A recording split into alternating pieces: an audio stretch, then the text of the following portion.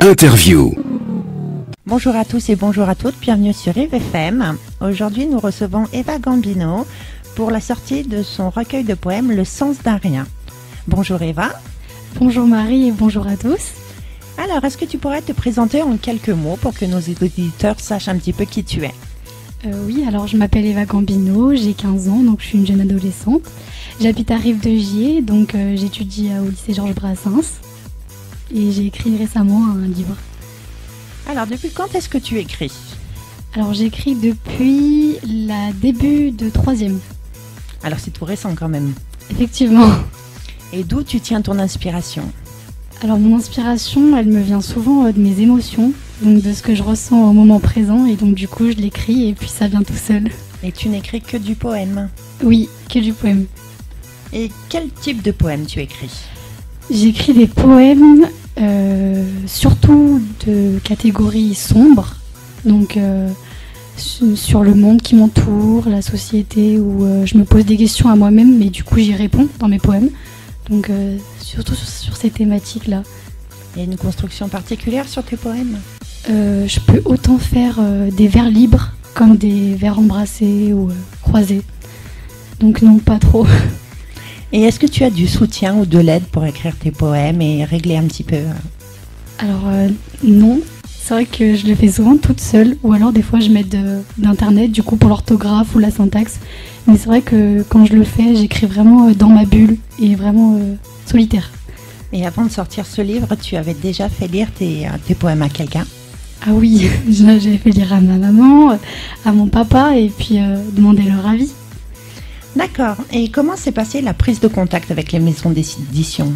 Alors au début, j'étais pas trop sûre de moi, mais du coup je me suis dit que je devais tenter ma chance parce que je pense que je pouvais le faire. Et donc du coup j'ai pris contact avec 8 éditions par internet, donc j'ai envoyé mon manuscrit, j'ai mis mes informations personnelles et donc après j'ai attendu leur réponse.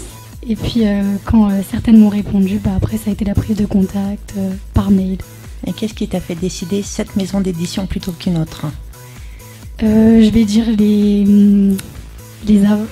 avantages, non, mais comment ils ont abordé le sujet, c'est-à-dire ils m'ont donné envie de construire quelque chose avec eux, de la façon dont ils m'ont, on va dire, soutenu et puis accompagné. Et quand est-ce que ce recueil de poèmes sort alors? Du coup là il est sorti. À quelle date? Il y a même pas quelques jours, je sais pas la date précise. Et où c'est qu'on peut le trouver? Alors à peu près sur toutes les plateformes, la Fnac, Cultura, Décitre, le site internet officiel, Lys Bleu Édition, ou encore je sais pas du tout.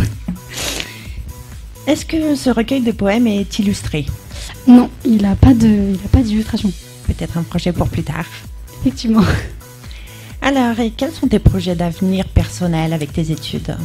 Alors, j'aimerais bien continuer dans une fac de lettres modernes, donc pour être prof de français plus tard. Et puis, si j'en ai la chance, continuer à écrire à côté. Toujours du poème? Oui. Qu'est-ce que tu aimes sinon faire comme loisir? Est-ce que tu lis? Alors oui, je lis, mais pas du tout dans la même thématique que ce que j'écris.